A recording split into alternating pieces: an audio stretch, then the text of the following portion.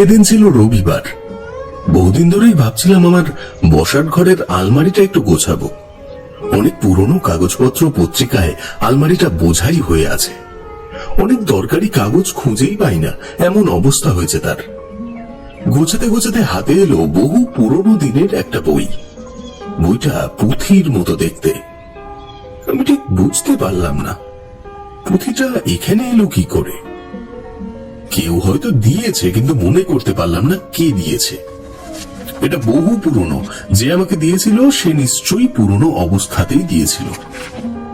উল্টে পাল্টে দেখলাম সংস্কৃত ভাষায় লেখা, মন্ত্রের মতোই লেখা, কিন্তু কোন পুজোর মন্ত্র ঠিক বুঝতে পারলাম না। এটা আলাদা করে এক জায়গায় রেখে দিলাম। আজ বিকেলে তারানাথ তান্ত্রিক মানে আমাদের ঠাকুর মশাইয়ের বাড়িতে সান্ধ্যকালীন সাপ্তাহিক আড্ডা বসবে।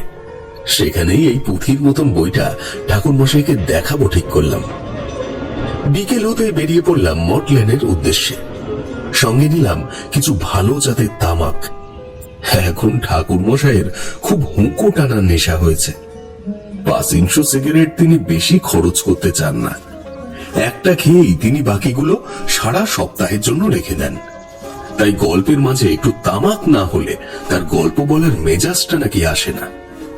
আর তেলে ভাজা তো থাকেই। এই শীতের সন্ধ্যায় মুড়ি তেলে ভাজার সাথে ঠাকুর মশাই জীবনের সব গা ছমছমে অভিজ্ঞতা শুনতে শুনতে কি যে শিহরণ লাগে তা ঠিক ভাষায় বোঝানো যাবে না। শীতের বেলা তাই একটু তাড়াতাড়ি রওনা দিয়েছিলাম।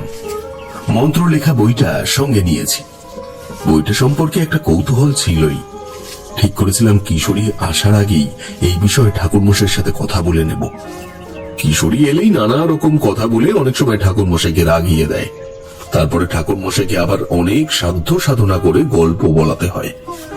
তাই এই পুঁথিটার বিষয়ে আগেই কথা বলে নেওয়া ভালো। বিকেল 4টের মধ্যে পৌঁছে গেলাম মঠ লেনে ঠাকুর মশাইয়ের বাড়ি। দরজায় কড়া নাড়লাম। ঠাকুর মশাই এসে দরজা খুলে বললেন, এই তো, এসো এসো, ভালো করেছো, তাড়াতাড়ি এসে গেছো। শীতের বেলায় তাড়াতাড়ি অন্ধকার হয়ে যায়। একবার আড্ডায় বসে গেলে আবার তোমাদের সময়ের জ্ঞান থাকে না। ঠাকুর মশাইয়ের কথা শুনে একটু মনক্ষুণ্ণ হলাম। শুধু কি আমরা আড্ডায় মজে যাই, তিনিও তো তার অতীত জীবনের গল্প বলার সময় যেন তার অতীত সময়ে ফিরে যান। চা তেলে ভাজা সহযোগে আমাদের এই আড্ডাটা তিনিও খুবই উপভোগ করেন। যাক, মুখে কিছুই বললাম না। ভেতরে ঢুকে ছোট তক্তপোষটার উপর বসলাম। ঠাকুর মশাই আমার সামনে এসে বসলেন। দেখলাম ঠাকুর মশাইয়ের গায়ে একটা পুরনো শাল জড়ানো রয়েছে। এই শীতে তিনি বেশ কষ্ট পাচ্ছেন। মুখে কিছু বললাম না ঠিকই, তবে ঠিক করলাম পরের দিন ঠাকুর মশাইয়ের জন্য একটা শাল নিয়ে আসব। বললাম, হ্যাঁ, মানে শীতটা ভালোই পড়েছে। মকর সংক্রান্তি আসছে কিনা, এবার মকর স্নানে কোথাও যাবেন না ঠাকুর মশাই? আর কোথায় যাব, সেসব দিন গেছে। একবার কুম্ভ মেলায় গিয়ে এক কাণ্ড ঘটেছিল, সে গল্প তোমাদের বলেছি। আর পুণ্যের লোভ আমার কোনোদিনই তেমন ছিল না। পাপ পুণ্য এসব মানুষ জীবনের চর্চার ফলাফল। একদিন তীর্থ স্নান করলে সব পাপ ধুয়ে যাবে, আমি এ কথা বিশ্বাস করি না। জীবনে সৎ পথে সঠিকভাবে চললে এমনি পুণ্য হবে, আর অসৎ পথে চললে পাপ হবে।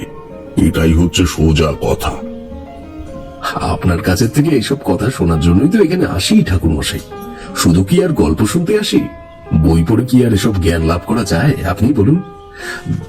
হ্যাঁ ঠাকুর মশাই, এই বইটা দেখুন তো। এই বইটা আজ খুঁজে পেয়েছি আমার বাইরের আলমারিটা থেকে। কিসের বিষয়ে বইটা লেখা রয়েছে তা বুঝতে পারছি না।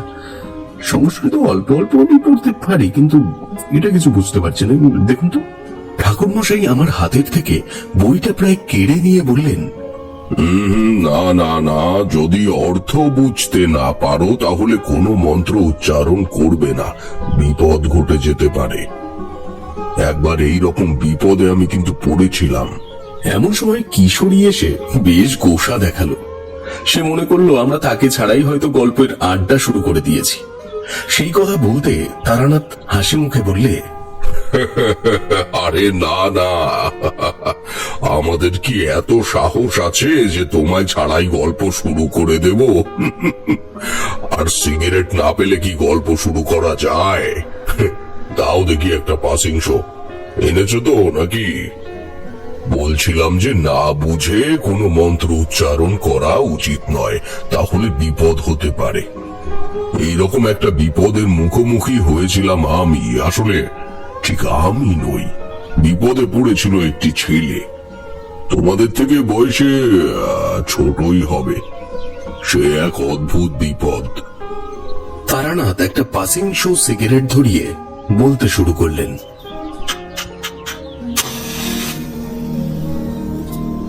তখন আমার বয়স অল্প। ঘুরতে ঘুরতে একটু দূরের দিকেই চলে গিয়েছিলাম। সেখানে একটা বট গাছের তলায় বসে আছি।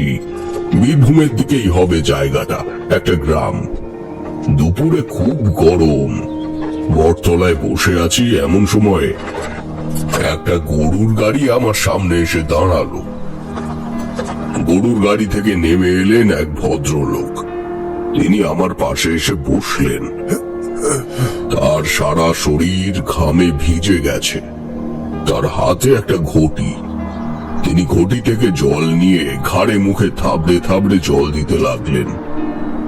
আমার মনে হলো ভদ্রলোক অসুস্থ বোধ করছেন।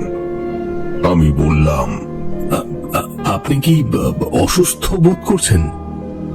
শুনছেন? ভদ্রলোক ততক্ষণে প্রায় এলিয়ে পড়েছেন। গরু গাড়ির গাড়োয়ান এসে উদ্বিগ্ন মুখে তার দিকে তাকিয়ে আছে। আমি আমার ঝোলার মধ্যে থেকে কয়েকটা বাতাসা তার ঘটির জলের মধ্যে মিশিয়ে মুখে একটু একটু করে দিতে লাগলাম। তারপরে একটা কাপড় জলে ভিজিয়ে তার গা হাত পা মুছিয়ে দিলাম। গাড়োয়ান গরুর গাড়ি থেকে একটা হাত পাখা নিয়ে এসে হাওয়া করতে শুরু করলো। একটু পরে ভদ্রলোক চোখ মেলে চাইলেন। ভদ্রলোকের বয়স হবে প্রায় 50-এর কাছাকাছি। বেশ অবস্থাপন্ন, পোশাক দেখে বোঝা যায়, কিন্তু কোনো কারণে বেশ বিধ্বস্ত। আমি কিছুক্ষণ তার মুখের দিকে চেয়ে রইলাম। তিনি তখন নিজেকে সামলাবার চেষ্টা করছেন। আমি বললাম, যত চিন্তা করবেন তত চিন্তা আপনাকে চেপে ধরবে। আর এমন বিষয় নিয়ে চিন্তা করছেন, সেই চিন্তার আপনি কোনো সমাধান করতে পারবেন না। ভদ্রলোক কেমন যেন অবাক হয়ে আমার দিকে চেয়ে রইলেন। তারপর বললেন, তুমি কে বাবা? আর কি করে বুঝলে যে আমি কোনো বিষয় নিয়ে চিন্তিত আছি? হ্যাঁ, সেটা নাইবা জানলেন। কিছু কিছু জিনিস বোঝা যায়, মানে আমি বুঝতে পারি। আপনি ভদ্রলোক গরুর গাড়িতে করে এই গ্রামে এসেছেন, কিন্তু দুপুরবেলা এই গরমে কারো বাড়িতে ওঠেননি, রাস্তায় অসুস্থ হয়ে পড়েছেন। কেউ আপনার সঙ্গে নেই, তাহলে নিশ্চয়ই একটা কোনো জরুরি দরকারে এখানে এসেছেন। কিন্তু দরকারটা বোধহয় আপনার মেটেনি। আসলে মানুষ যখন তার নিজের সন্তানকে নিয়ে বিপদে পড়ে, তখন সবচেয়ে বেশি অসহায় হয়ে পড়ে। হ্যাঁ, তুমি ঠিকই বলেছ। একটা দরকারে এখানে এসেছিলাম, কিন্তু কিছুই হলো না জানো। কিভাবে যে কি হবে তাও জানি না। কিন্তু বাবা, আমার মনে হচ্ছে তুমি নিজেও এই গ্রামের লোক নাও, আর আর তুমি মন্ত্রতন্ত্র কিছু জানো। না না, তেমন কিছু না। হ্যাঁ, এটা ঠিকই ধরেছেন, আমি এই গায়ের নই। আমি অন্য জায়গা থেকে এসেছি, আবার অন্যদিকে চলে যাব। তবে আপনাকে বেশ অসুস্থ মনে হচ্ছে। কিন্তু কত দূর আপনার বাড়ি? হ্যাঁ, অসুস্থ তো বোধ করছি। আসলে আমার বাড়ি পাশের গায়ে, এখান থেকে অনেকটা দূরে। বাবা, তোমাকে একটা কথা বলবো? মানে তোমার যদি কোনো অসুবিধা না থাকে এ, আমার সঙ্গে একটু যাবে? মানে আমার বাড়িতে একটু যাবে আমার সঙ্গে? আমি তখনই কোনো উত্তর দিলাম না। আমার যদিও কোথাও যাবার তাড়া ছিল না। বহুদিন বাড়ি ছাড়া থাকার কারণে আমার মায়ের মুখটা খুব মনে পড়ছিল, তাই বাড়ির দিকে যাচ্ছিলাম। কিন্তু ভদ্রলোকের কথা শুনে মনে হলো বয়স্ক মানুষ বিপদে পড়েছেন, রাস্তায় তাকে একা ছেড়ে দেওয়া উচিত নয়। আর তাছাড়া তোমরা তো জানো, কিছু কিছু বিষয় বোঝার মতো ক্ষমতা আমার ছিল। ভদ্রলোক তার সন্তানকে নিয়ে কোনো সমস্যায় পড়েছেন, এটা আমি বুঝতে পারছিলাম। যদি আমার দ্বারা কোনো উপকার তার হয়, তাই ভদ্রলোকের কথায় রাজি হয়ে গেলাম। গাছের ছায়ায় বসে কিছুটা সুস্থ হবার পর তাকে নিয়ে গরুর গাড়িতে চড়ে বসলাম। গ্রামের উঁচু নিচু রাস্তায় গরুর গাড়ি চড়ে যাওয়া যে কি কঠিন আর কষ্টকর ব্যাপার, সেটা যাদের অভিজ্ঞতা আছে তারাই জানে, ও তোমরা এখনই বুঝবে না।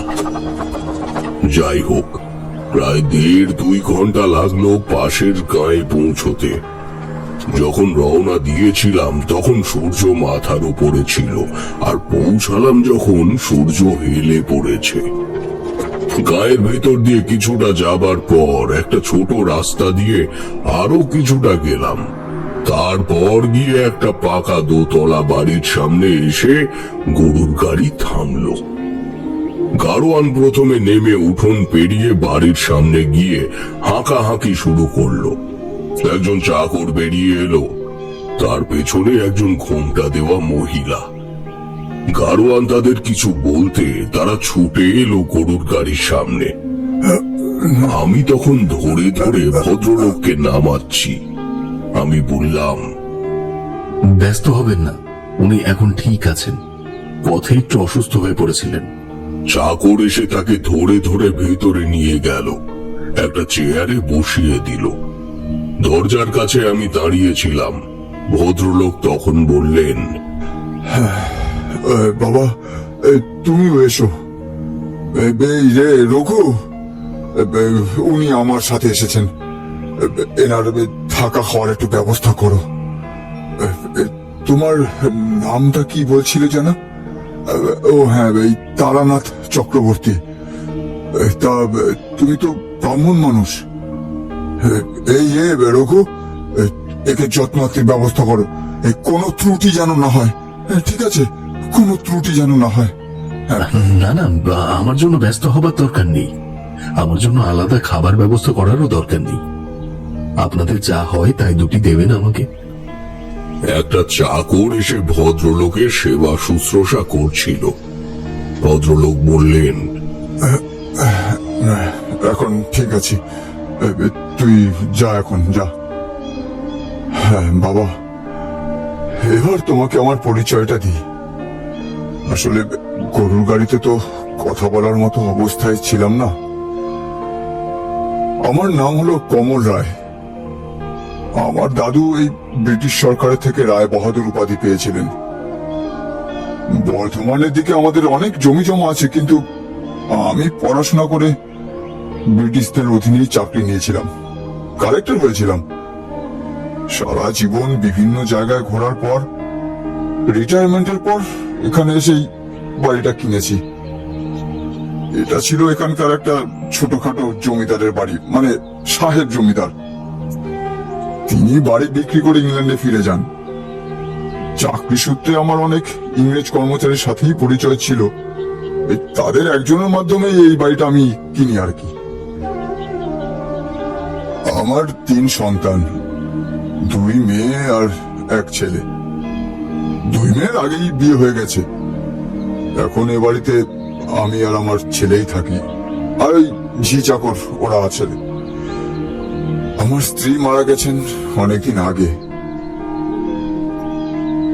শহরেও আমার একটা বাড়ি আছে, কিন্তু এখন আমরা এখানেই থাকি। তুমি তুমি ঠিকই ধরেছিলে বাবা। আসলে আমার ছেলেকে নিয়ে আমি সমস্যায় পড়েছি এখন। আমার ছেলে ছোট থেকে একটু বেশি অনুভূতিশীল। শহরে মানে কলকাতায় সে কলেজে পড়তে গিয়েছিল। সেখানে সে স্বদেশীদের সাথে জড়িয়ে পড়ে, ফলে তাকে নিয়ে আমরা এখানে চলে আসি। আমার ছেলের খুব পড়াশোনার আগ্রহ, এর মধ্যে বেশ কিছু সংস্কৃত ভাষায়, ইংরেজি ভাষায় অনেক অনেক পুরনো বই ছিল। সেই বইগুলো নিয়ে সে থাকতো। বাড়ির লোকের সাথে কথা বলা কমিয়ে দিল। এখন তো তার ঘর থেকেই প্রায় সে বেরোয় না। তার এই হাব ভাব দেখে আমি বেশ চিন্তিত হয়ে পড়ি। ওকে বিয়ে দেওয়ার জন্য আগে থেকেই মেয়ে দেখা শুরু করেছিলাম। বিয়ে প্রায় স্থিরও হয়ে গিয়েছিল একটা, কিন্তু কিন্তু এই সময় এসব শুরু হলো জানো। সেখান থেকে একটু দূরে একটা শ্মশানে যেতে শুরু করলো। প্রথমে তো আমরা কিছু বুঝিনি। দু একজন গ্রামের লোক তাকে যেতে দেখেছে। আমাদের চাকরে যে দেখলে আর কি, ওই রঘু একদিন লক্ষ্য করলো যে সে ভোরবেলা ফিরছে। তারপরে আমি লোক লাগালাম ওর পিছনে। তারা খবর দিল শ্মশানে নাকি একজন তান্ত্রিক এসেছে। আমার ছেলে মানে দীপু নাকি তার কাছে গিয়ে বসে থাকে। প্রথমে আমরা তাকে বোঝানোর চেষ্টা করলাম, কিন্তু সে তো আমাদের সাথে কথাই বলতে চায় না। এখন তো সে ঘর থেকেও বেরোয় না। বেরোলেও আমাদের সামনে দিয়ে সোজা হেঁটে চলে যায়, তাকায় না পর্যন্ত। আমি শহরে ডাক্তার দেখিয়েছিলাম, কিন্তু কোনো কাজ হয়নি। এখন তো একদম আমাদের হাতের বাইরে চলে গেছে। কি করবো জানি না। এই পর্যন্ত বলে কমল বাবু একটু থামলেন। তাকে খুব হতাশ লাগছিল। তিনি আবার বলতে শুরু করলেন। কোনো উপায় না দেখে আমি পাশের গ্রামের একজন বাবাজির কাছে গিয়েছিলাম। আসলে আমার এক বন্ধু এসেছিল। সে কোথা থেকে শুনেছিল ওই বাবাজির কথা। তিনি নাকি ভূত প্রেত, মারণ উচাটন এসব থেকে মানুষকে ছাড়িয়ে আনতে পারেন। সেই জন্যই ওই গ্রামে গিয়েছিলাম। তবে যদিও ওনার সঙ্গে দেখা হয়নি, তার পরের কথা তো তুমি সবই জানো। কি যে করবো বাবা জানি না। এদিকে দীপুর বিয়ের দিনও এগিয়ে আসছে। আত্মীয় স্বজন কাউকে এইসব কথা বলা যায় না, এমনকি আমার মেয়েদেরও আমি এইসব কথা বলিনি। ওকে নিয়ে যে এই জায়গা ছেড়ে চলে যাব সেটাও তো সম্ভব নয়। জানো, ওকে ঘরে আটকে রাখতেও চেষ্টা করেছিলাম বহুবার, কিন্তু সে দরজা ধাক্কাধাক্কি করে নিজেকে রক্তারক্তি করে ফেলেছিল। মানে ঘরেই থাকতে চাইছে না। কি যে করবো, কি করবো না। এই সময় ভেতরের দরজা দিয়ে একটি 20-22 বছরের ছেলে বেরিয়ে এসে আমাদের সামনে দিয়ে হেঁটে সোজা বাইরের দরজা দিয়ে বেরিয়ে গেল। সে আমাদের দিকে তাকালোও না। কমলবাবু সোজা হয়ে বসে তাকে ডাকার চেষ্টা করলেন। বাবু বাবু বাবু, কোথায় আছিস? শোন বাবা, শোন বাবু। এই রঘু নামের চাকরটি ভেতর থেকে ছুটতে ছুটতে বেরিয়ে এলো। কমলবাবু তাকে বললেন, রঘু বাবু কোথায় গেল দেখ, ওর সঙ্গে যা, ওকে একা ছেড়ে দিস না। যা, শিগগিরই যা। রঘু ছুটে বেরিয়ে গেল। কমলবাবু একটা নিঃশ্বাস ফেলে বললেন, দেখলে তো বাবা, কিরম ভাবে কোনো কথা না শুনে বেরিয়ে গেল। কিছু বুঝলে তুমি? রঘু গেল পেছন পেছন বটে, কিন্তু ও একটু পরেই ফিরে আসবে। আমার বাবু আর ফিরে আসবে না। ওই শ্মশানেই থাকবে অনেক রাত অবধি, তারপরে ফিরে আসবে।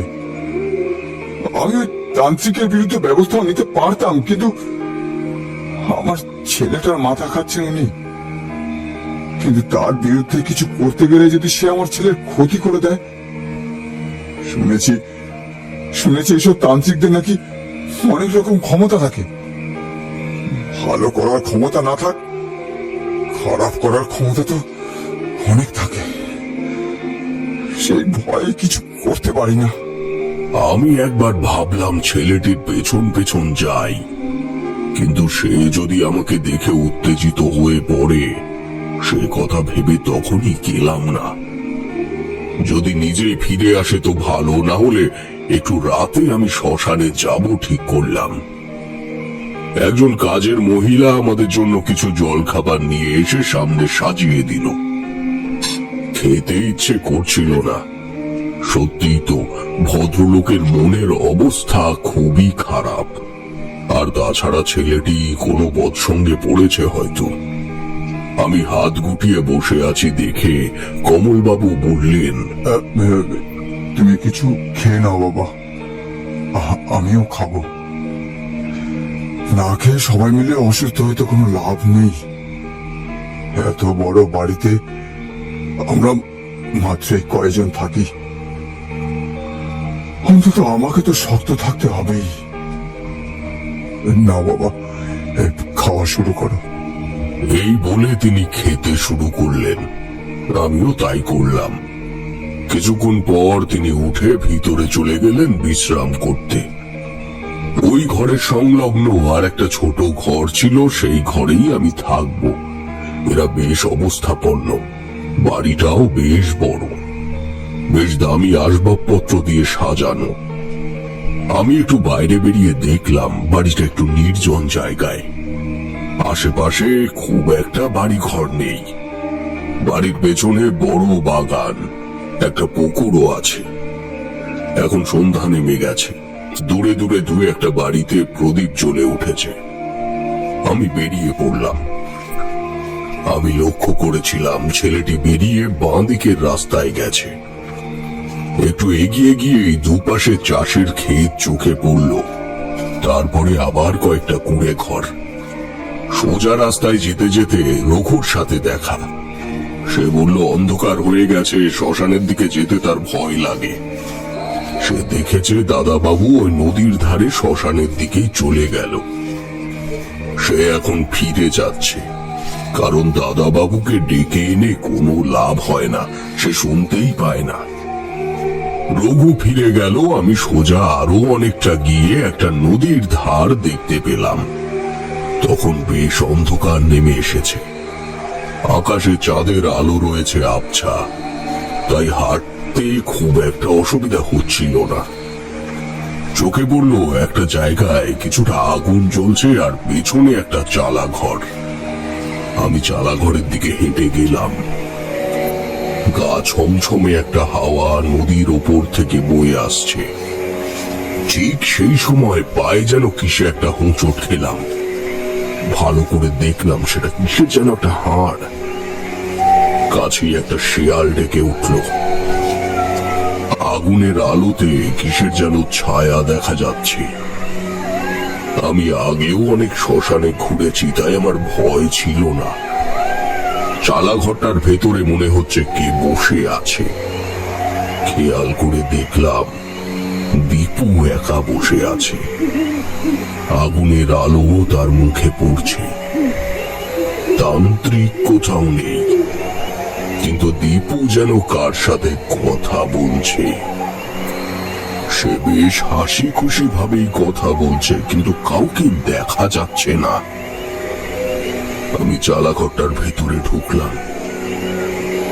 দীপু খেয়াল করলো না। সে কি যেন একটা গান গাইছে। আমি হালকা গলায় বললাম, দীপু, দীপু। কে কে তুমি? কেন এসেছো তুমি? চলে যাও, চলে যাও এখান থেকে। এটা আমার জায়গা। না, কিন্তু এত রাতে এখানে বসে তুমি কি করছো? কার সাথে কথা বলছো? কেউ তো নেই। আছে আছে, তোমরা কেউ দেখতে পাবে না ওকে। কিন্তু তোমার বাবা তোমার জন্য চিন্তা করছেন। তুমি বাড়ি যাও, এখানে কেউ নেই। তোমার ভুল হচ্ছে। না না, চলে যাও, চলে যাও তুমি। আমি ওর সাথেই থাকবো। আমার মা নেই, বাবা নেই, কেউ নেই। ও আমার বউ, আমি ওকে বিয়ে করেছি। আমি যাব না, তুমি চলে যাও। সে আমাকে ধাক্কা দিয়ে ঠেলে ফেলে দিল। সেই নির্জন জায়গায় তার গলার আওয়াজ ছড়িয়ে পড়ল। কতগুলো কুকুর ডেকে উঠল। কুকুরগুলো এগিয়ে এলো ঘেউ ঘেউ করতে করতে, যেন আমার উপর ঝাঁপিয়ে পড়বে। আমি আগুনটা থেকে একটা জ্বলন্ত কাঠ তুলে নিলাম, সেটা হাতে নিয়ে পিছু হতে লাগলাম। কিছুটা গিয়ে সেটা কুকুরগুলোর দিকে ছুঁড়ে দিয়ে ছুটে গেলাম রাস্তার দিকে। যাই হোক, কোনো ক্রমে ফিরে এলাম কমল বাবুদের বাড়িতে। রঘু উদ্বিগ্ন মুখে দাঁড়িয়েছিল লণ্ঠন জ্বালিয়ে। আমি ফিরে আসতে সে আমাকে ঘরে নিয়ে গেল। কিছুক্ষণ পরে সে আমার খাবার এনে রেখে দিল আমার ঘরে। কমল বাবুর কথা জিজ্ঞেস করতে সে বলল কমল বাবু শুয়ে পড়েছেন।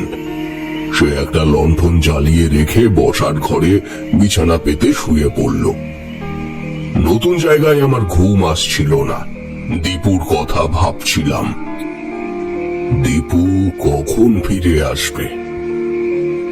রঘু বলছিল সে প্রতিদিনই দেখেছে দীপু নাকি একটু পরেই ফিরে আসে। আমি বুঝতে পারছিলাম যে দীপুর ওপর কোনো অপদেবতা ভর করেছে, কিন্তু আবার সে তার ক্ষতি চায় না। দীপু বলছিল সে তার বউয়ের সাথে কথা বলছে। তাহলে কি কোনো ডাকিনী তার উপর ভর করেছে? আমি অবশ্য একটা গন্ধ পেয়েছিলাম, কিন্তু শ্মশানে তো অমন গন্ধ বরাবরই থাকে। কিন্তু ডাকিনী দীপুর উপর ভর করলো কিভাবে? হঠাৎ করে তো এটা হতে পারে না। আমি মনে মনে একটা পরিকল্পনা করলাম। অবশ্য এসব কথা কিছুই কমল বাবুদের বলা যাবে না, তারা ভয় পাবেন। পরের দিন আমি কমল বাবুকে জিজ্ঞেস করলাম, দীপু এখন কোথায়? ওই চিলেকোটার ঘরেই বোধ হয়। ও সবসময় ওখানেই থাকে। রঘু দুবার খাবার দিয়ে আসে। জানো তো, ওর যেন এখন রাক্ষসে খিদে হয়েছে। অন্তত দুজনের খাবার দিয়ে আসতে হয় ওকে। বলছিলাম, কাল রাতে কখন ফিরেছে তুমি টের পেয়েছো কিছু? টের পেয়েছি, কিন্তু তাকে জানতে দেইনি। আমি গতকাল রাতে শ্মশানে গিয়েছিলাম। দীপুকে দেখতে পেয়েছি, কিন্তু কোনো তান্ত্রিককে তো দেখতে পেলাম না। দীপুকে দেখলাম একা চালা ঘরের মধ্যে বসে রয়েছে। আমি তাকে ডাকলাম, কিন্তু সে এলো না। কি বলছো তুমি? তান্ত্রিক নেই? কিন্তু কে যেন বলেছিল একজন তান্ত্রিক নাকি ওখানে আছেন। কিন্তু তাহলে দীপু কি করতে, মানে কিসের জন্য যায় ওখানে? কি মানে আমি তো বুঝতে পারছি না। আমার তো আরো চিন্তা বেড়ে গেল। হ্যাঁ, চিন্তার বিষয় তো বটে, কিন্তু আমি একবার দীপুর সাথে দেখা করতে চাই। দেখা করা যাবে? সে আমি কি করে বলি বলো তো? এখন সবই তো দেখলে তুমি। দেখো পরে গিয়ে, যদি তোমার সাথে কথা বলে। রঘুকেও তো ও ঘরে ঢুকতে দেয় না। রঘু দুবেলা বাইরে খাবার রেখেই চলে আসে। রঘু আমাদের সাথে অনেক দিনই আছে, তাই এখনো টিকে আছে। বলতে গেলে ওই তো দীপুকে কোলে পিঠে করে মানুষ করেছে। ওর জায়গায় অন্য কেউ হলে কবে চলে যেত। এসব কথা ছড়ালেই আমাদের বাড়িতে আর কোনো ঝি চাকর পাওয়া যাবে না, জানো তো। এমনিতেই গ্রামের লোকেরা আমাদের সন্দেহের চোখে দেখতে শুরু করেছে। একজন তো একটা ওঝা ডেকে নিয়ে এসেছিল। আমি তাড়িয়ে দেওয়াতে তারা আবার খুব রেগেও গেল। যাই হোক, কি আর বলবো। যাও, তুমি ওপরে গিয়ে একবার দেখো কিছু করতে পারো কিনা। আমি সিঁড়ি দিয়ে উঠতে উঠতে দোতলায় দেখলাম অনেকগুলো ঘর, কিন্তু সব তালা বন্ধ। দোতলায় ছাদের উপরে চিলেকোঠা ঘরের সামনে দাঁড়ালাম গিয়ে। দরজা বন্ধ। আমি ঠক ঠক করলাম, কোনো আওয়াজ নেই। একটু জোরে ধাক্কা দিলাম, ডাকলাম, দীপু, দীপু, দরজাটা একটু খোলো। তোমাকে একটা জিনিস দেবো। কেন বিরক্ত করছো? আমার কিচ্ছু দরকার নেই, কাউকে দরকার নেই, চলে যাও। আমার সাথে একজনকে নিয়ে এসেছি, তুমি যাকে দেখতে চাইছো তাকে। এবার হাট করে দরজাটা খুলে গেল। দীপু এদিক ওদিক তাকিয়ে বলল, কই কই সে কই? জানো আমি কত ডাকছি তবুও সে আসছে না। না, আসছে কিন্তু আমাকে দেখা দিচ্ছে না। আমি ওকে এত ভালোবেসে ফেলেছি, এক মুহূর্ত ওকে ছাড়া থাকতে পারছি না। সে এক কাণ্ড। এত বছর পরেও আমার স্পষ্ট মনে আছে। তাকে আমি সামলাতে পারছিলাম না। আমার বেশ হাসি পেল। বললাম, ভূতের সঙ্গে প্রেম? সত্যি ঠাকুরমশাই, এমন অদ্ভুত গল্প কিন্তু আগে শুনিনি। কিশোরী আমার কথা শুনে বলল, ভূত নয়, দীপু নাকি পেতনির প্রেমে পড়েছিল। সে ব্যাপারটা আমায় আর একবার বুঝিয়ে দিল, যদিও আমি বুঝেছিলাম। আমি বললাম, হ্যাঁ বুঝলাম, কিন্তু শেষ পর্যন্ত কি তাদের মিলন হলো নাকি বিচ্ছেদ হয়ে গেল? মানে আপনি কি বিচ্ছেদ ঘটালেন নাকি? না না, শেষ পর্যন্ত যা ঘটলো তোমরা কল্পনাও করতে পারবে না। আমি তো তাকে ধরে ধরে ঘরের ভেতরে নিয়ে গেলাম। একটা ছোট খাট রয়েছে, চারিদিকে বইপত্র ছড়ানো। বইপত্রগুলো কোনো সাধারণ বই নয়, পুরনো পুঁথি, তন্ত্রমন্ত্রের বই। সে বলল, আমি ওই বইগুলো থেকে মন্ত্র পড়ে তাকে আনতে চাইছি, কিন্তু সে আসছে না। জানেন, আত্মা কি করে নামানো যায় সেটাও শিখে নিয়েছি, কিন্তু সে আসছে না আমার কাছে। না না, এইভাবে তুমি পারবে না। কিন্তু তাকে কি তুমি রাতে শ্মশানের ওই চালা করে দেখতে পাও? হ্যাঁ, দেখতে পাই তো, খুব স্পষ্ট নয় তাও দেখতে পাই। শোনো, আমি যদি তাকে না পাই তাহলে আমি প্রাণ ত্যাগ করে তার কাছে চলে যাবো, এই বলে দিলাম। না না, এইসব তুমি একদম কিছু ভাববে না। অনেক জন্মের সাধনার পরে মানুষ মনুষ্য জন্ম পায়, তাকে কখনোই নষ্ট করতে নেই। তোমার মতো বিদ্বান ছেলেকে আমি আর কি নতুন করে বোঝাবো বলো তো? শুনুন, আমার কিছু মন্ত্রতন্ত্র জানা আছে, তুমি যদি বলো আমি চেষ্টা করতে পারি। হ্যাঁ, তুমি পারবে? তাকে আমার সামনে এনে দিতে পারবে? তাহলে দেখো না একটু চেষ্টা করে। সে কি তার কাকুতি মিনতি? আমি দেখলাম একে বাঁচাতে হলে আমাকে কিছু একটা করতেই হবে, না হলে সত্যি এ যদি একটা ভুল পদক্ষেপ নিয়ে নেয় তাহলে সর্বনাশের শেষ নেই। আমি তাকে বললাম, শোনো, আজ রাতে চাঁদ ডুবে গেলে ছাদের উপরে খোলা জায়গায় আমি তাকে ডাকবো। যদি সে তোমাকে চায় তাহলে সে নিশ্চয়ই আমার ডাকে আসবে, কিন্তু তুমি আমাকে না জানিয়ে কিছুই করবে না। আচ্ছা বেশ, তুমি যা বলবে তাই করব, অন্য কিছু করব না। আমি নিচে এসে কমল বাবুকে সবকিছু বললাম। দেখলাম তার মুখে একটা আশার আলো জ্বলে উঠল। তিনি আমার দুই হাত ধরে বললেন, তুমি ওকে বাঁচাও বাবা। আমি সঠিকভাবে তোমাকে চিনি না, কিন্তু তোমার মুখ দেখে আমার মনে হচ্ছে তোমার নিশ্চয়ই বিশেষ কিছু ক্ষমতা আছে। তুমি তুমি তুমি পারবে ওকে বাঁচাতে, তুমি পারবে। খরচাপাতি কোনো চিন্তা তুমি করো না। তুমি নির্দ্বিধায় বলো কি লাগবে, কি খরচা করতে হবে, সব আমি করবো, সব করবো আমি। তুমি শুধু ওকে বাঁচাও বাবা, তুমি ওকে বাঁচাও। না না, এখন তেমন কিছু লাগবে না। আমি ছাদে একটা যজ্ঞ করব, তার কিছু জোগাড় লাগবে। রঘুকে নিয়ে আমি সেসব জোগাড় করে নেবো, আপনার চিন্তা নেই। সেদিন প্রায় সারাদিন আমি বাইরে বিভিন্ন জায়গায় ঘুরলাম, শ্মশানেও ঘুরে এলাম।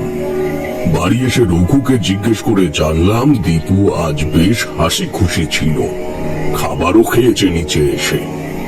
রাতে ছাদে গিয়ে যজ্ঞের জোগাড় করে যজ্ঞ শুরু করলাম।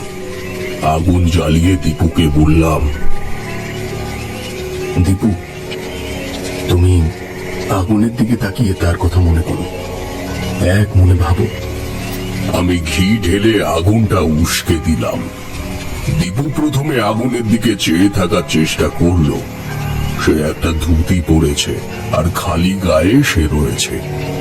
সে বেশ গৌরবর্ণ, চেহারা ভালো, মাথায় ঘন কালো এক মাথা চুল। এক কথায় সে বেশ সুপুরুষ। আগুনের তাপে তার কপালে ঘাম ফুটে উঠেছে, গায়ে ঘাম গড়িয়ে পড়ছে। নির্জন রাত, আকাশে চাঁদ নেই, তারাগুলো মিটিমিটি জ্বলছে, চারিদিকে খুঁটখুঁটে অন্ধকার। ছাদের আগুনে একটা অদ্ভুত আলো আঁধারি সৃষ্টি হয়েছে। দীপু চোখ বন্ধ করে ফেলেছে, তার ঠোঁট কাঁপছে, কি যেন বলতে চাইছে কিন্তু বলতে পারছে না। আমি গম্ভীর গলায় বললাম, দীপু, আমার দিকে তাকাও, আমার কপালের দিকে তাকাও তো।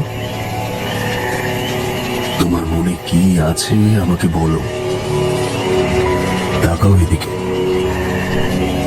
তোমার কথা আমাকে বলো দীপু। বেশ কয়েকবার বলার পর দীপু আমার দিকে তাকালো, তার দৃষ্টি স্থির। কিছুক্ষণ চুপ করে থাকার পর সে বলল, আমি একটা বই পড়ছিলাম, কিন্তু মন্ত্রটা ঠিক মতো বুঝতে পারছিলাম না। শ্মশানে তান্ত্রিকের কাছে নিয়ে গিয়েছিলাম, সেখানে গিয়ে জোরে জোরে মন্ত্রটা পড়েছিলাম। তখনই সে আমার কাছে এলো। আমি তাকে দেখলাম আবছা ভাবে। একটা মেয়ের শরীর আমাকে জড়িয়ে ধরলো, আমার সাথে কত গল্প করলো। আমি তার অস্তিত্ব অনুভব করি শ্মশানে, ওই চালা ঘরে। দেখতেও পাই কখনো কখনো, কিন্তু বাড়িতে ফিরে এলে আর তাকে পাই না। তার টানে আমি রোজ যাই ওই শ্মশানে। এত পর্যন্ত বলে হঠাৎ করে দীপুর চোখ খুলে গেল। আমি দেখলাম একটা আবছা অবয়ব দেখা যাচ্ছে তার পাশে। আমি দীপুকে সম্মোহন করেছিলাম এতক্ষণ। সম্মোহনের প্রভাবে সে সব কথা বলছিল, কিন্তু কোনো এক অশরীরই এখন তার পাশে এসে দাঁড়িয়েছে। দীপুর শরীরের সাথে তার শরীর প্রায় মিশে আছে। আমি বুঝতে পারলাম এই প্রেতিনী দীপুর শরীরে ভর করেছে। অন্ধকার রাতে খোলা জায়গায় বা শ্মশানে সে দীপুর শরীর থেকে নিজেকে বের করে দীপুকে দেখা দেয়, কিন্তু অন্য কেউ তাকে দেখতে পায় না। কিন্তু এ দীপুর কোনো ক্ষতি করছে না, দীপুকে সে ভালোবাসছে। অদ্ভুত এক পরিস্থিতি। আমি বুঝতে পারছিলাম না কি করব। এ যদি কোনো ক্ষতিকর ডাকিনী হাকিনী হতো, আমার পক্ষে সহজ হতো তাকে তাড়ানো, কিন্তু জোর করে একে ছাড়াতে গেলে দীপুর ক্ষতি হয়ে যেতে পারে। কিন্তু চিরকাল তো এই অশরীরীর প্রেম চলতে পারে না।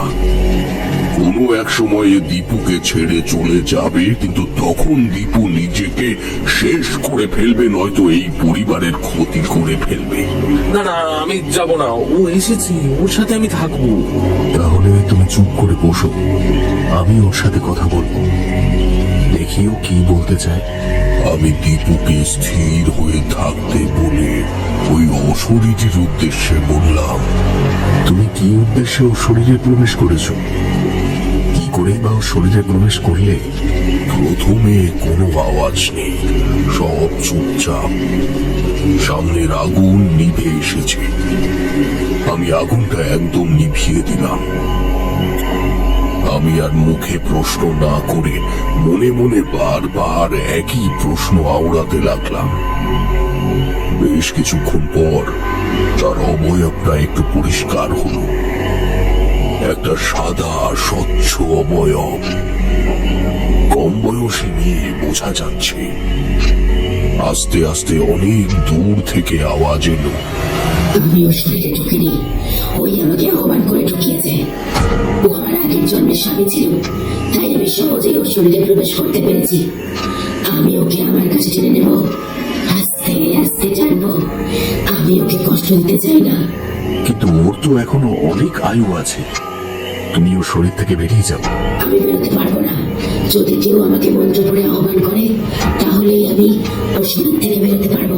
শোনো, তুমি এভাবে ওর শরীরে থাকতে পারবে না, এটা সম্ভব নয়। তুমি যদি আগের জন্মে সত্যিই ওর বউ হয়ে থাকো, তাহলে অপেক্ষা করো। ওর যখন আয়ু শেষ হয়ে স্বাভাবিকভাবে মৃত্যু হবে, তখন ও তোমার সাথে মিলবে। আর কোনো আওয়াজ এলো না উপাস থেকে। দীপু কেমন যেন আচ্ছন্ন হয়ে আছে, তার চোখ বোঝা। সে প্রায় সামনের দিকে পড়ে যাচ্ছিল, এমন সময় একটা রাতচড়া পাখি বিশ্রী ভাবে আওয়াজ করে ডাকতে ডাকতে চলে গেল আমাদের মাথার উপর দিয়ে। সেই আওয়াজে দীপু জেগে উঠল। সে বলল, কে? আমি কোথায়? ও কোথায় গেল? ও এসেছিল, তুমি দেখেছো? বলো, তুমি ওকে আমার কাছে এনে দেবে বলেছিলে। হ্যাঁ, এনে দেবো তো। তুমি এখন চলো তো দেখি, তোমার ঘরে চলো। দীপুকে কোন রকমে বুঝিয়ে ঘরে নিয়ে এসে ঘুম পাড়িয়ে দিলাম। এরপরে ওর ওই চিলে কোঠার ঘরের বাইরে এসে গৃহবন্ধনের মন্ত্র পড়ে জল ছিটিয়ে দিলাম, যাতে অন্য কোনো অশুভ শক্তি তার ঘরে ঢুকতে না পারে। তারপর আমি নিচে নেমে এলাম আমার ঘরে। সারা বাড়ি নিস্তব্ধ, শুধু কয়েকটা লণ্ঠন জ্বালিয়ে রাখা আছে। রঘু আজ ভেতরের ঘরে শুয়েছে। আমার ঘরে এসে আমি বিছানায় শুয়ে প্রথমে ভাবতে লাগলাম কি করে দীপুকে এর থেকে বের করা যায়। ওই প্রেতিনী ওর শরীরে এমন ভাবে ঢুকে আছে যে তাকে বের করা খুবই শক্ত। একমাত্র মন্ত্র দ্বারা আহ্বান করে ওকে বার করা যাবে, কিন্তু কি সেই মন্ত্র? মনে পড়ল দীপুর বিছানার উপরে কিছু বই দেখেছিলাম, কিন্তু কোন বইয়ের কোন মন্ত্র পড়তে হবে তা তো আমি জানি না। একমাত্র দীপুই সেটা জানে। স্থির করলাম কাল সকালে ওর থেকে জেনে নিতে হবে যে কোনো উপায়ে। পরের দিন সকালে কমলবাবুর সাথে দেখা করে বললাম, দীপু এখন অনেক ভালো আছে। আশা করছি ওকে ওর এই অদ্ভুত পরিস্থিতি থেকে বের করে আনতে পারবো। আজকে রাতে আমার একটা কাজ আছে। ও আর একটা কথা, দীপুর সাথে আপনারা এখন কেউ আর কথা বলতে যাবেন না, তাতে হিতে বিপরীত হতে পারে। না না না না না, আমি কোনো কথা বলতে যাব না। তুমি ওর ব্যাপারটা যখন দেখছো, তুমি দেখো, তুমি যেরকমটা বলবে আমি সেরকমটা করব। মানে আমরা কেউই যাবে না ওর সাথে কোনো দেখা করতে বা কথা বলতে। তুমি যা বলবে আমরা তাই করব, কিন্তু কিন্তু ওর কি হয়েছে সেটা কি আমাকে একটু বলা যাবে বাবা? হ্যাঁ, আমি চুপচাপ থাকলাম। কি করে বলবো ওনাকে যে ওনার ছেলে একজন অশরীরীর সাথে প্রেম করছে? এটা কি একটা বলার মতো বিষয়? আমাকে চুপ করে থাকতে দেখে কমলবাবু নিজেই বললেন, ও বুঝেছি। আচ্ছা আচ্ছা, ঠিক আছে, আমাকে কিছু বলতে হবে না। তুমি শুধু ওকে ঠিক করে দাও বাবা, ওকে ঠিক করে দাও। ও আমার একটি মাত্র ছেলে, স্ত্রীকে হারিয়েছি কত বছর আগে। মেয়েরা যে যা সংসার নিয়ে ব্যস্ত।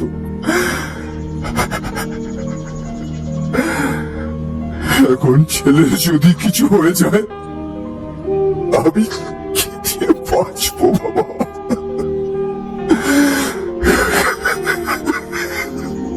তার গলা হতাশায় বুঝে এলো। ভদ্রলোককে দেখে আমার খুব কষ্ট হচ্ছিল। মন স্থির করে ফেললাম আমাকে যেমন করে হোক দীপুকে স্বাভাবিক জীবনে ফেরত আনতেই হবে।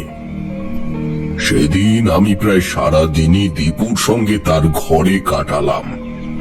সে কি কি বই পড়ে সেটা জানতে চাইলাম।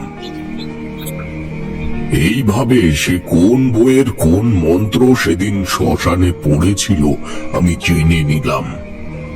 আমাদের বাড়িতে আমার ঠাকুরদার অনেক পুঁথি ছিল, তোমাদের তো বলেছি, কিন্তু এই যে মন্ত্রটা যেটা দীপুর বইয়ে আছে সেটা আমি কোনো দিন আগে দেখিনি। মন্ত্রটা আমি মনে মনে পড়লাম, কিন্তু কোনো অর্থ বুঝতে পারলাম না। দীপুকে বললাম, আজ রাতে আবার ছাদে যাব আমরা, ঠিক আছে? এই পুঁথিটা নিয়ে যাব। ওখানে আমরা আবার এখানে যে মন্ত্রগুলো আছে সেগুলো পড়ব। রাত হলে সময় মতো আমি তোমাকে ডেকে নিয়ে যাব, কেমন? পড়াশোনার ব্যাপারে দীপুর খুব উৎসাহ। সে সানন্দে রাজি হয়ে গেল। দীপুর ঘর থেকে বেরিয়ে এসে আমি একটা দুশ্চিন্তায় পড়লাম। আমি যে পরিকল্পনা করেছি তার ফলাফল কি হবে সেই সম্পর্কে আমি নিশ্চিত ছিলাম না। যাই হোক, কোনো রকমে খাওয়া সেরে একটু রাত হতেই ওপরের ছাদে চলে গেলাম। আজকে আর প্রথমেই যজ্ঞের আসরে বসলাম না। দীপুকে সঙ্গে নিয়ে সেই অন্ধকার ছাদে ঘুরতে শুরু করলাম। মন্ত্রটা সারাদিন ধরে পড়ে মুখস্থ করে নিয়েছি। সেটা জোরে জোরে পড়তে শুরু করলাম। আমি জানতাম যে আগুনের সামনে সে দীপুর শরীর থেকে বেরোতে চাইবে না, তাই অন্ধকারেই ঘুরছিলাম। দীপুকে একটা জায়গায় দাঁড় করিয়ে মন্ত্রটা 3 বার জোরে জোরে বললাম। দেখলাম একটা হালকা ছায়া তার শরীর থেকে বেরিয়ে এলো। সেই ছায়াটা ধীরে ধীরে এসে আমার শরীরের কাছে দাঁড়িয়ে গেল। দীপুকে দেখলাম সে তার মাথাটা ধরে দাঁড়িয়ে আছে। আমি তার গায়ে হাত দিতে সে পড়ে যাচ্ছিল। আমি তাকে ধরে ফেললাম, বললাম, দাঁড়াও, কি হলো তোমার? শরীর খারাপ লাগছে? আমি গায়ে কোনো জোর পাচ্ছি না, আমাকে নিচে নিয়ে চলো। আমি তাকে ধরে ধরে একেবারে দোতলার ঘরে নিয়ে এলাম। দোতলার ঘরের সামনে আগে থেকেই একটা লণ্ঠন জ্বালিয়ে রাখা হয়েছিল। রঘু সেই ঘরের মেঝেতে শুয়েছিল। রঘুকে ডেকে দীপুর ভার দিয়ে আমি নিচে চলে গেলাম। আমি বুঝতে পারছিলাম একটা ছায়া আমার সঙ্গে সঙ্গে নিচের ঘরে চলে এলো। আমি ঘর অন্ধকার করে শুয়ে পড়লাম, কিন্তু বুঝতে পারলাম কেউ একজন আমার পাশে বসে আছে। আমার অস্বস্তি হলেও পাশে চুপ করে শুয়েছিলাম। পরদিন রঘু এসে বলল যে দীপু নাকি নিজে থেকেই নিচে নেমে তার বাবার সাথে কথা বলছে। তার আচার আচরণ একদম স্বাভাবিক। রঘুর গলার স্বরে বুঝলাম সে দীপুকে সুস্থ দেখে খুব খুশি।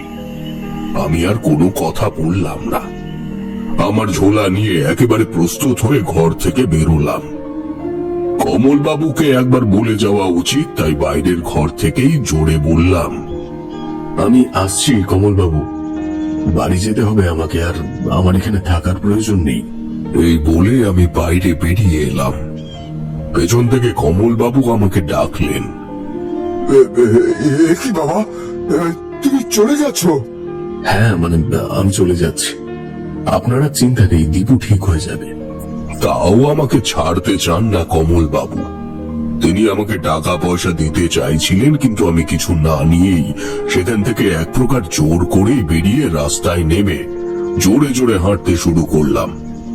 কমল বাবু হয়তো একটু মনক্ষুণ্ণ হলেন, কিন্তু আমি আর একটুও দাঁড়াতে চাইছিলাম না। আসলে আমি দেখছিলাম দীপুও তাদের বাড়ির দরজার কাছে এসে দাঁড়িয়েছে। আমি কোনো মতেই তার মুখোমুখি হতে চাইছিলাম না। আর দিনে দিনে বাড়ি পৌঁছতে চাইছিলাম। রেলপথে 2টো গাড়ি বদলে তবে আমার বাড়ি পৌঁছতে পারবো। অনেকটা পথ। যাই হোক, অনেকদিন পর অনেক পথ পেরিয়ে অবশেষে বাড়ি পৌঁছলাম, কিন্তু শরীরে একটা অস্বস্তি। কেউ যেন আমার সঙ্গে সঙ্গে যাচ্ছে। বাড়ি পৌঁছে প্রথমেই মায়ের সঙ্গে দেখা। আমাকে দেখে মায়ের মুখটা হাসিতে ভরে গেল, কিন্তু আবার গম্ভীর হয়ে গেল। মা ভ্রু কুঁচকে আমার দিকে চেয়ে আছেন। আমি মায়ের থেকে চোখ সরিয়ে তাড়াতাড়ি ঘরে ঢুকে গেলাম। মা পেছন থেকে জিজ্ঞেস করলেন আমার শরীর খারাপ কিনা, কিন্তু আমি কিছু না বলে ঢুকে গেলাম ঘরে। আমি জানি মায়ের চোখকে ফাঁকি দিতে পারবো না। মা ঠিক বুঝতে পারবে আমার কিছু হয়েছে, কিন্তু কি বলবো মাকে? এক অশরীরীকে আমি ঘাড়ে করে বাড়ি নিয়ে এসেছি। দীপুর শরীর ছেড়ে এখন সে আমার শরীরে ভর করেছে। আমি নিজেই মন্ত্র পড়ে আহ্বান করেছিলাম। এই মন্ত্রের খারাপ দিক হচ্ছে এটাই যে কোনো প্রেতাত্মা যদি কাছাকাছি থাকে, যে মন্ত্র পড়ছে সে তার শরীরে আশ্রয় নেবে। দীপুকে বাঁচাতে গিয়ে আমি মন্ত্রটা জোরে জোরে পড়েছিলাম, ফলে সে এখন আমার শরীরে আশ্রয় নিয়েছে। কিন্তু আমি কি করে আমার শরীর থেকে একে তাড়াবো? ভাবলাম ঠাকুরদার পুঁথিগুলো একটু নেড়ে চেড়ে ঘেঁটে দেখব, কিন্তু আমি ঘর থেকে বেরিয়ে কারো মুখোমুখি হতে চাইছিলাম না। অবশ্য একমাত্র মা ছাড়া আমাকে কেউ ডাকাডাকি করতে আসেওনি। বাড়ির সবাই আমার হাব ভাব জানে। আমি বাড়ি ফিরেছি, এতেই সবার স্বস্তি। মায়ের হাত থেকে খাবার নিয়ে আমি ঘরেই বসে খেলাম। ঘরে একটা লণ্ঠন জ্বলছিল, সেই লণ্ঠনের আলো আমার গায়ে পড়ছিল, তাই সে একটু তফাতে ঘরের কোণে অন্ধকারে বসেছিল। আমি টের পাচ্ছিলাম তার হাতের একটা ঠান্ডা স্পর্শ আমাকে ছুঁয়ে আছে। আমার শরীরে একটা পরিবর্তন বুঝতে পারছিলাম। শরীর ঠান্ডা, মাথার মধ্যে একটা ফাঁকা ভাব, কোনো কিছু চিন্তা করার শক্তি যেন নেই। ঘুমিয়ে পড়েছিলাম। পরের দিন বিছানায় শুয়ে আছি, লণ্ঠনটা নিভে গেছে। ঘরের জানলা দরজা সব বন্ধ। জানলার ফাঁক ফোকর দিয়ে যে আলো আসছে তাতে বুঝতে পারছি বেশ বেলা হয়েছে। কিন্তু আমি উঠলাম না, বাইরেও গেলাম না। কিছুক্ষণ বাদে মায়ের গলার আওয়াজ পেলাম, তাও উঠলাম না। আরো বেশ কিছুক্ষণ পর আমার সারা শরীরে যেন কাল ঘুমে ধরেছে এমন মনে হচ্ছিল। এমন সময় দুম করে দরজা হাট করে খুলে গেল। কে হইচই করে আমাকে ডাকতে লাগলো। প্রথমে আমি কিছু বুঝতে পারছিলাম না। কানে এলো একটা গলার স্বর। দাদা, ও দাদা, কি এখনো শুনে আছো কেন? তোমার কি হয়েছে? এই পর্যন্ত বলে সহসা সে চুপ করে গেল। বিরাজের গলা। তোমরা তো জানো বিরাজের একটা অদ্ভুত ক্ষমতা আছে। অন্যরা যা দেখতে পায় না সে সেটা বুঝতে পারে। বিরাজের গল্প তো তোমাদের বলেছি। হ্যাঁ, বিরাজ আর রাঙা কাকিমা তাদের গল্প তো শুনেছি, তবে তারপরে আর বিরাজের কথা তেমন ভাবে শুনিনি। তারপরে বিরাজ কি বললো আপনাকে দেখে? ঘর অন্ধকার, তেমন ভাবে আমি বিরাজের মুখ দেখতে পাচ্ছিলাম না, তবে আমি বুঝতে পারছিলাম বিরাজ আমার বিছানার পাশে দাঁড়িয়ে এদিক ওদিক ভালো করে দেখছে। তারপর সে আমাকে ছুঁয়ে ডাকলো। দাদা, ও দাদা, এ কি? তোমার গায়ে এত ঠান্ডা কেন? ও দাদা, কথা বলো না দাদা, তোমার কি শরীর খারাপ? আমি ক্ষীণ স্বরে ডাকলাম, বিরাজ, বিরাজ, তুই কখন এলি বোন? আমি তো আজ সকালে এসেছি। এই যে শুনলাম তুমি নাকি ঘর থেকে বেরোচ্ছ না, কারোর সাথে কথাও বলছো না। কি হয়েছে দাদা? কই, কিছু হয়নি তো? তুই চিন্তা করিস না। তুমি বললে তো আমি মানবো না দাদা। আমি বুঝতে পারছি কিছু তো একটা নিশ্চয় হয়েছে। আমি এখানে কারোর একটা অস্তিত্ব অনুভব করতে পারছি। কেউ তোমার সঙ্গে এই ঘরে আছে, আমি নিশ্চিত দাদা, আমি নিশ্চিত। তুই যা বিরাজ, তুই যা এখন। আমার কথা বাইরে কাউকে বলার দরকার নেই। আমি ঠিক আছি। আমার কথা শুনে বিরাজ আর দাঁড়ালো না, সে ঝড়ের বেগে বেরিয়ে গেল। আমি চাইছিলাম বিরাজ যেন এই ঘরে না থাকে। আমার সঙ্গে যে আছে সে যদি বিরাজের কোনো ক্ষতি করার চেষ্টা করে, আমার এই ভয় হচ্ছিল বারবার। কারণ বিরাজ অতি অনুভূতিশীল, সে অশরীরীর অস্তিত্ব টের পেয়ে গেছে। যাক, জানি না বাইরে গিয়ে বিরাজ কি বলছে সবাইকে। সারাদিন কেউ আমাকে বিরক্ত করতে এলো না।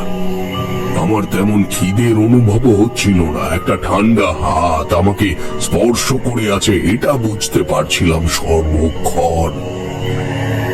সন্ধ্যার পর অন্ধকার হয়ে গেল ঘর। কেউ লণ্ঠন জ্বালাতেও এলো না। সে আমার গায়ের কাছে এসে বসেছে, টের পাচ্ছি আমার কপালে তার হিম শীতল হাত। হঠাৎ করেই দরজার কাছে সন্ধ্যার শঙ্খ বেজে উঠল জোরে। বিরাজ ঘরে ঢুকলো। তার পরনে লাল পাড়, সাদা শাড়ি, একটা থালায় কিছু জিনিস রয়েছে আর হাতে একটা ঘুঁটি। সে বিছানার পাশে দাঁড়িয়ে হাতের থালার থেকে কিছু ফুল চারিদিকে ছুঁড়ে দিল, তারপরে হাতের ঘটিটা থেকে জল ছিটিয়ে দিল ঘরের সব জায়গায়, আমার গায়েও দিল। থালা থেকে শঙ্খটা নিয়ে 3 বার ফু দিল। ঘরের জানলার কাছে গিয়ে এসে একটা জানলা খুলে দিল। বিরাজ এবার একটা প্রদীপ জ্বালিয়ে দিল। ঘরে আলো আঁধারি। আমি আমার পাশের জনের ছটফটানি টের পাচ্ছিলাম। বিরাজ থালার উপর জ্বলন্ত প্রদীপটা নিয়ে তার আঁচলে প্রদীপের তাপ নিয়ে আমার সারা গায়ে বুলিয়ে দিতে লাগলো। আস্তে আস্তে আমার সারা শরীরে তাপের সঞ্চার হলো। বিরাজ ধূপ ধুনো জ্বালিয়ে ও শাক বাজাতে বাজাতে হঠাৎ করেই আমার পাশে ঘটির জল ছুঁড়ে দিল। প্রদীপের আলোয় দেখা গেল একটা কালো মতো ছায়া আমার মাথার কাছে ছটফট করছে। বিরাজ সেই ছায়ার ওপর ধূপ ধুনো ছুঁড়ে দিল জ্বলন্ত অবস্থায়। আমার তখন গায়ে জোর ফিরে এসেছে। আমি তড়ি ঘড়ি করে দেহ বন্ধন করে নিলাম আর বিরাজকে বললাম, বিরাজ, তুইও এদিকে চলে আয়, তোকেও দেহবন্ধন করে দি আর পবিত্র গঙ্গা জল ছেটাতে থাকি। কিছুক্ষণ পর দেখলাম কালো ছায়াটা বেরিয়ে গেল জানলা দিয়ে আর একটা পাখি খুব বিশ্রী ভাবে চেঁচাতে চেঁচাতে চলে গেল বাইরে দিয়ে। আমার যেন ঘাম দিয়ে জ্বর ছাড়লো। নিজেকে খুব হালকা লাগছিল।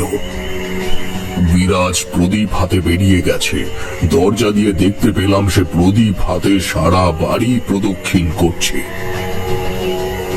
সত্যি কি যে হতো তখন আমি কিছুই বুঝতে পারছিলাম না। অবশ্য কিছু একটা উপায় হতোই। আমার শরীরে ভর করে সে বেশি দিন থাকতে পারত না। আসলে শুভ শক্তির আগমনে অশুভ শক্তি সেখানে আর থাকতে পারে না।